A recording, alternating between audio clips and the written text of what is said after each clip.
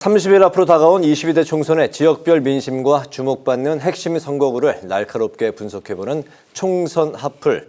이종훈 정치평론가, 김성환 시사평론가 두 분과 함께하겠습니다. 반갑습니다. 안녕하세요. 안녕하세요. 네, 자, 오늘은 민심 풍향기로 불리는 인천 지역 그리고 보수 텃밭인 강원과 민주당의 아성, 제주를 살펴보겠습니다. 네, 인천이 14석, 강원이 8석, 제주가 이제 3석이니까 모두 이제 25석을 갖고 오늘 이제 논의를 펼쳐 볼 텐데요. 먼저 그 민심의 척도로 불리는 인천입니다. 인천에서 득표율 1위를 한 정당이 전국에서도 1위다. 1988년 13대 총선 이후에 이 원칙이 한 번도 깨진 적이 이제 없다고 하는데요. 또 과거에는 보수가 이제 우세였는데 유권자 구성이 지금은 민주당에 유리하게 이제 바뀌었다고 합니다. 인천의 역대 총선 결과부터 우리 그 이종훈 평론가님께서 좀 말씀을 해주실까요? 네, 여기가요. 완전히 그 운동장 자체가 옛날에는 보수 쪽에 확 기울어졌던 그런 운동장이었어요. 네. 그런데 이게 서서히 이렇게 바뀌더니 이제는 저 민주당 완전 우세로 그냥 확 바뀐 겁니다. 이게 지역의 그 여러 가지 개발 환경하고 이제 그 굉장히 관련이 깊어요. 그래서 워낙 이제 그 인천의 동쪽은 조금 이제 야세가 예전부터도 강한 호남 분들이 많이 올라오셔서 부천, 네. 부평 이쪽에 그쪽에 이제 야세가 조금 강했었고 서쪽은 굉장히 보수세가 강했습니다. 강화라든가 뭐 옹진이라든가 이런 지역 중심으로 해서. 네. 그런데 이제 서쪽으로 이제 개발이 막 진행이 되지 않습니까? 이제 그 인천 그 국제 도시도 생기고. 네. 그러면서 아파트가 쫙 늘어나면서 이쪽이 다 야세로 싹 또 이렇게 바뀌는 거예요. 그러니까 좀 연령대가 아무래도 좀 낮아지면서. 네. 이제 그런 그 환경 변화가 있었고 이게 그대로 선거 결과에도 이제 반영이 이제 돼서 나타납니다. 그래서 예를 들어서 18대만 하더라도 한나라당이 9석, 그리고 민주당이 2석. 무소속 한석이 이제 이경재 의원인데 사실은 이분도 따지고 보면 좀 이제 한나라 쪽에 좀 가까운 그런 분이었다 이렇게 봐야 되는 거죠. 그런데 이게 이제 19대 때부터 이제 19대 때는 딱 반, 네. 그러니까 이게 여섯 이렇게 나눠 가졌었고요. 네.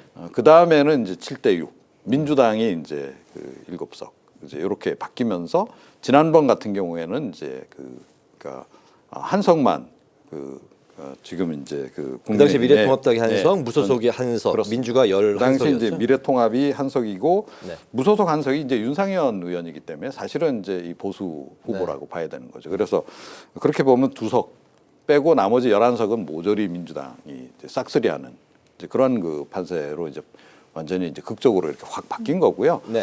이번에도 이 지난번 총선 때하고는 크게 변화가 없을 것이다라고 하는 이제 그 시각이 지배적입니다. 그런 속에서 이제 과연 국민의힘이 얼마나 만회를 할 수 있을까? 지금 뭐 목표는 절반, 가능하면 뭐 전부 뭐 이렇게까지 얘기는 하고 있는데 뭐 쉽지 않은 그런 그 상황인데 어떻게 될지 좀 지켜봐야 되는 그런 상황입니다. 네. 네, 자, 22대 총선에는 한석이 늘어난 14개 의석을 놓고 여야가 격돌을 합니다. 국민의힘은 최소 과반 확보, 민주당은 싹쓸이가 목표인데 자, 우선 민주당은 돈봉투 의혹 관련 인물들이 모두 인천 출신이라고 하고요. 홍영표 의원의 탈당 사태도 있었습니다. 이 틈을 노려서 국민의힘은 경인 고속도로 지하화로 공략을 하고 있는데 인천 민심의 축 어디로 향할지 좀 분석을 해주시죠. 네, 방금 전에 다 말씀을 해주셨어요. 민주당이 원래 전통적으로 좀 강세가 있던 지역에 뭐 당연히 현재 국회의원이 있는 거잖아요. 네. 근데 돈봉투에 연루된 의원들이 민주당에서 탈당을 해서 무소속으로 남아 있거나 또 뭐 예를 들면은 윤관석 의원 같은 경우에도 역시 마찬가지고요. 거기가 남동을입니다. 그리고 부평갑의 이성만 그 의원 같은 경우도 좀 무소속으로 나온 상태잖아요. 네. 근데 이번에 출마하겠다고 지금 얘기를 하고 있어요. 네. 여기 YTN 전 기자였던 노정면 기자가 또 민주당 공천을 받은 곳이기도 하거든요. 네. 또 국민의힘 후보도 그쪽으로 갔단 말이에요. 그러니까 3자 구도가 만들어지게 되면 민주당 표가 좀 갈리지 않을까 이런 얘기가 나오니까 네. 결국 국민의힘 후보가 뭐 어부지리까지는 아니더라도 선전할 가능성이 있다 이렇게 봐야 될 것 같고요. 네. 그리고 부평을 같은 경우에도 홍영표 의원이 좀 컷오프를 당한 상태잖아요. 근데 사실상 새로운 미래로 가서 뭐 민주연합을 구성해서 출마하겠다 이렇게 얘기를 하고 있거든요. 네.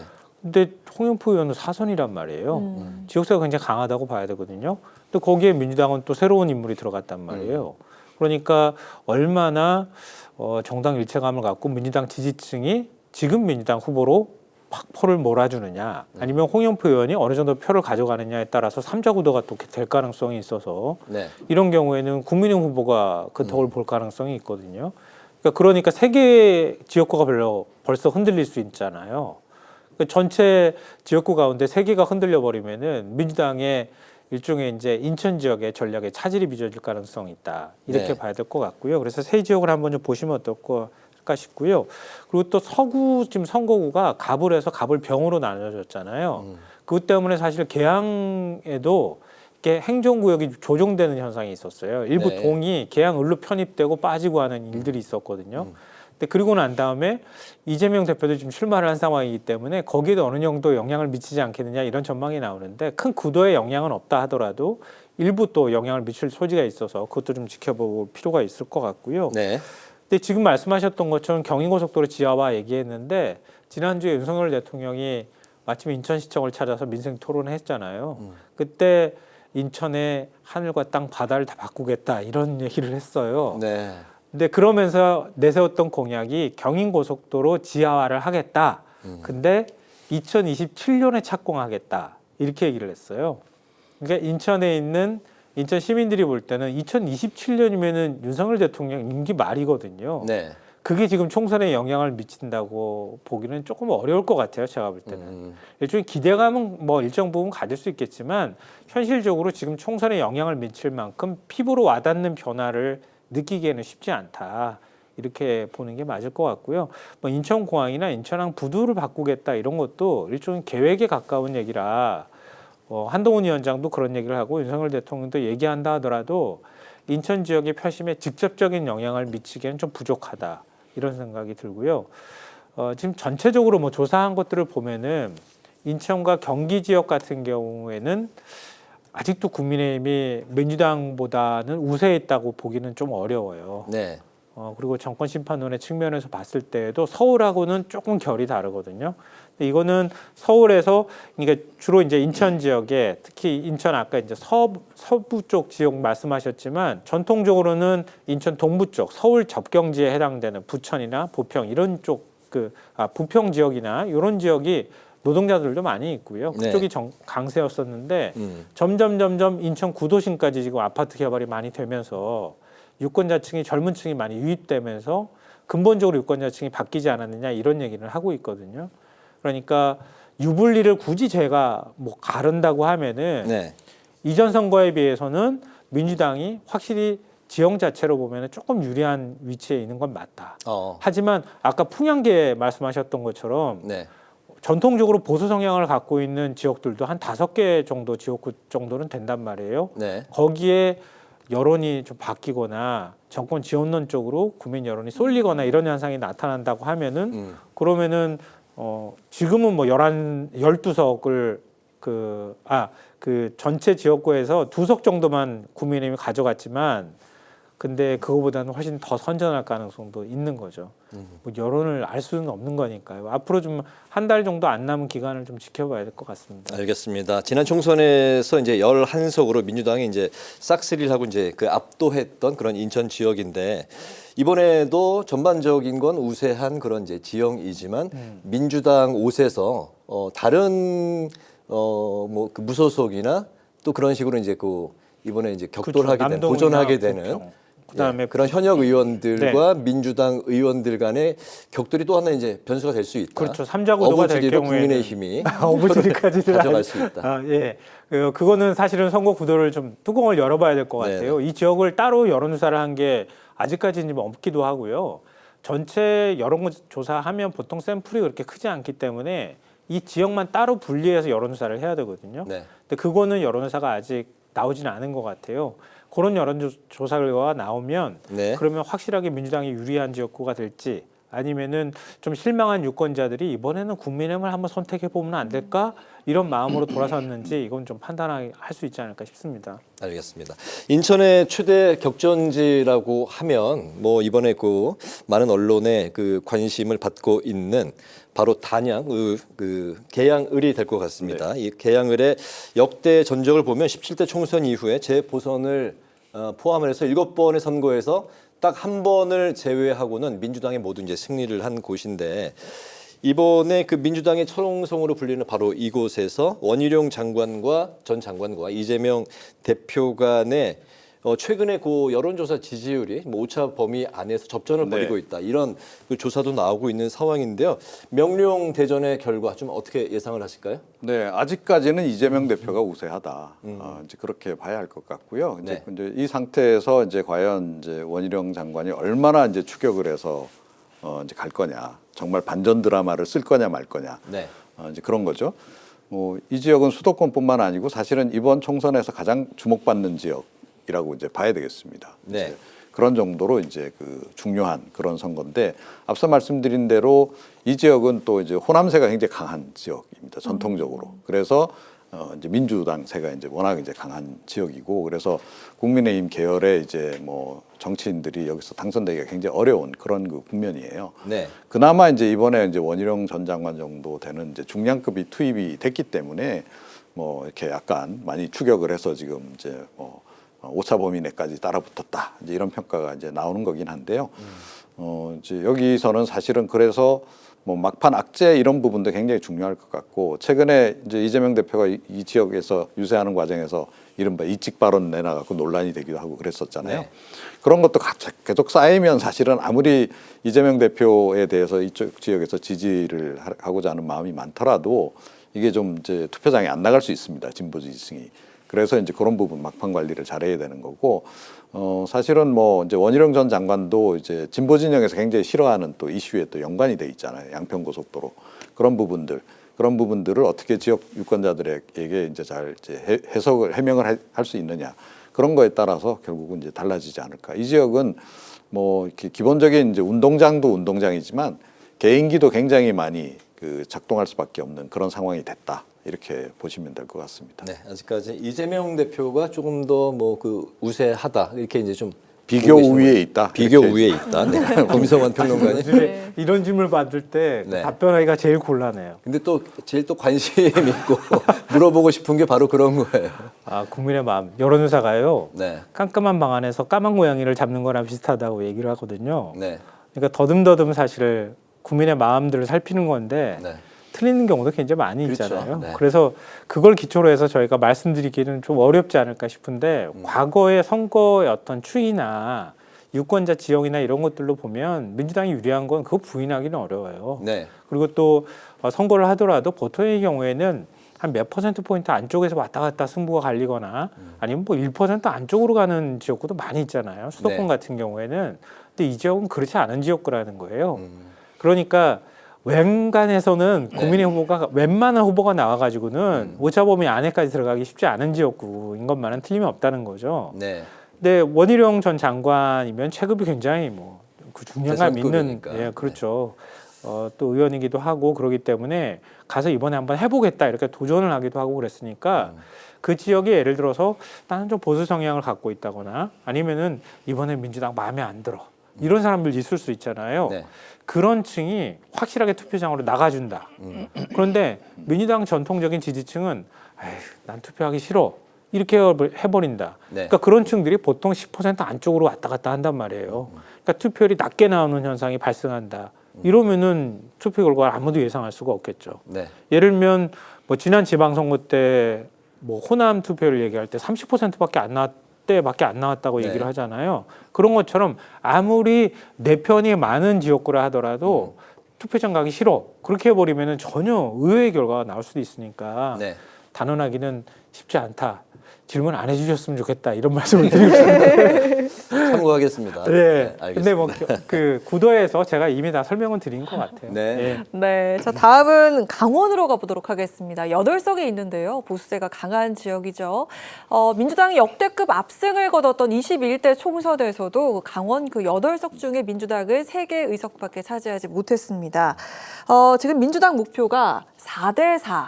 라고 하는데 과연 이 여야가 좀 의석을 나눠 가질 수 있을지 사이좋게 4대4가 될 수 있을지 좀 들어볼까요? 네, 이런 질문을 제가 제일 싫어한다고 말씀드렸는데 또 물어보시면 저희 어떡합니까? 질문이 다 이렇습니다.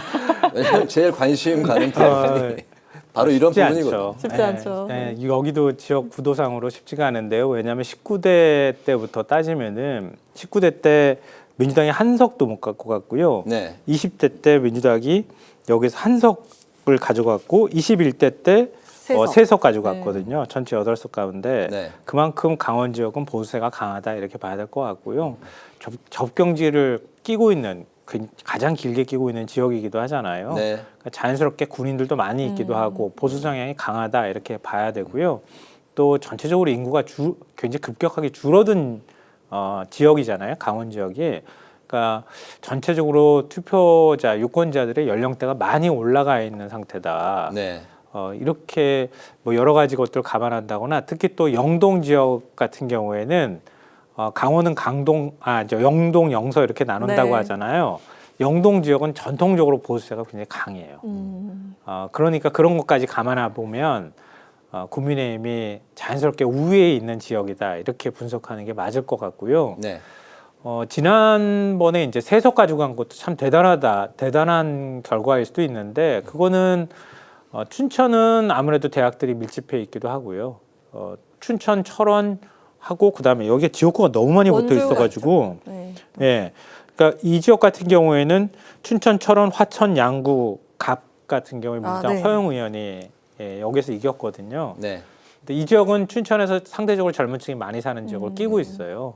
근데 춘천, 철원, 화천, 양구 인구를 다 합쳐도 아마 춘천시 인구가 안 되는 상황이라서 네. 그러니까 춘천의 영향력이 굉장히 강하다고 봐야 될 것 같고요.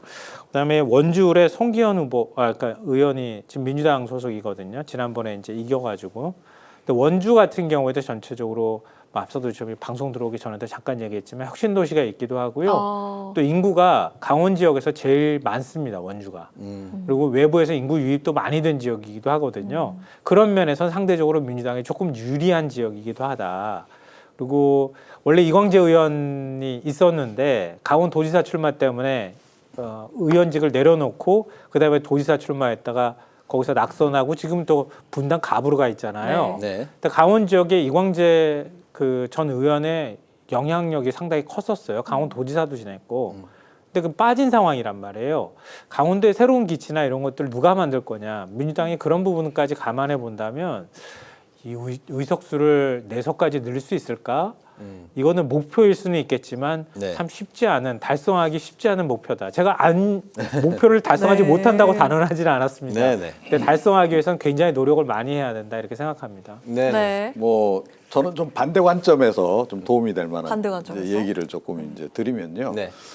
국민의힘이 의외로 의석을 좀 잃을 수도 있다. 크게 2가지 변수가 이제 있다고 저는 생각을 네. 하고요. 네. 첫 번째는 뭐냐면 이 지역의 그 현역 그 국민의힘 의원들이 대부분 다 친윤입니다.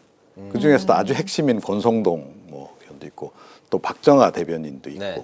뭐 이제 이렇다는 거예요. 그래서 이게 정권 심판론이 이 지역에서도 만약에 좀 세게 불면 그러면 이제 이 친윤들이 너무 여기에 이제 포진하고 있기 때문에 좀 갈아보자 이런 이제 분위기로 이제 갈 수 있는 게 하나 있고요. 네. 또 다른 건 뭐냐면 개혁신당 변수입니다. 개혁신당 후보자들이 지금 현재 이 지역에서 지금 2명이 일단 이제 그 공천을 받은 거로 좀 나오고 있거든요. 네. 그런데 이 개혁신당 후보자들이 나와가지고 뭐 이렇게 당선까지 가기는 좀 쉽지 않은데 국민의힘의 이제 약간 중도 보수 성향표를 잠식할 가능성은 좀 있는 거죠. 이렇게 되면 반사적으로 이제 그 민주당 후보가 조금 이제 이득을 보면서 당선권에 들어갈 수도 있는 이제 가능성이 있는 겁니다. 그래서 그 2가지 변수가 사실은 좀 이제 남아 있다. 그래서 그 부분도 함께 이렇게 보시면 이 지역 이제 그 선거 판세가 좀 더 재밌어지지 않을까 이렇게 생각이 됩니다. 개혁신당 후보가 이제 변수가 될 수 있다. 네. 네. 또 정반대로 제가 또 또 말씀을 다시 드리면요. 아까 친윤 후보가 많다 그러는데 아마 이렇게 의석수가 적은 지역에서 이렇게 찐윤 의원이 많은 데는 강원도가 제가 볼 때는 단연 뭐 1등일 것 같아요. 그러니까 권성동, 그다음에 유상범, 박정아, 이양수. 전체 8개 지역구밖에 안 되는데 제가 지금 이렇게 꼽았잖아요. 의원들이 단소공천을 받기도 했고요. 왜 이철규는 빼십니까? 이철규. 제일 핵심인데. 예. 제일 핵심인 이철규 의원도 있는 상황이라서 네. 왜 이 말씀을 제가 굳이 거론하냐면은 아까 이제 그 정권 심판론이 불면 또 달라질 수 있다 이런 말씀들을 하시지만 거꾸로 힘 있는 후보라고 하는 걸 내세울 가능성이 굉장히 높아요. 네. 그러니까 강원 지역은 굉장히 소외됐다고 생각하거든요. 특히 이런 소외된 지역 같은 경우에는 제가 이 정권의 핵심입니다. 이게 오히려 자랑이 될 수도 있어요. 네. 그러니까 제가 만약에 다시 한번 당선이 된다면 확실하게 얘기해서 뭐 설악산 케이블카 호가해준 것처럼 확실하게 일 한번 만들어 보겠습니다. 이렇게 해버리면은 그것 자체에 대한 기대감이 생길 수 있거든요. 네. 근데 그건 뭐 선거 결과를 놓고 봐야 되겠지만 아마 제가 볼 때는 이걸 가지고 캠페인할 가능성이 굉장히 높을 것 같아요. 네, 국정 지원론이냐 정권 심판론이냐 이제 또 강원도 표심도 한번 저희가 관심을 갖고 앞으로 이제 40 총선에서 지켜봐야 할 관전 포인트인 것 같고요. 강원이 이제 보수 텃밭이라면 제주가 민주당의 아성인데 2000년 16대 총선에서 한나라당 현경대 후보가 당선된 이후로 단 한 번도 보수 정당의 후보가 당선된 적이 이제 없는데 그렇기 때문에 이번에 이제 국민의힘의 무기가 인물 교체론을 이제 들고 나왔습니다. 민주당의 불패 신화 22대 총선에서도 이어질까요? 예, 어떻게 보십니까? 계속 곤란한 질문을 받게 되는데요. 계속 이어질 가능성이 좀 높다고 봐요. 네. 왜냐하면 이어질 가능성이 네, 높다고 봐요. 높다고요? 네. 네. 그러니까 전통적으로 호남 출향인들이 제주도에 많이 있기도 하고요. 또 네. 제주 4.3이라고 하는 굉장히 아픈 역사에 대한 어떤 그 기억들이 남아 있는 곳이기도 하잖아요.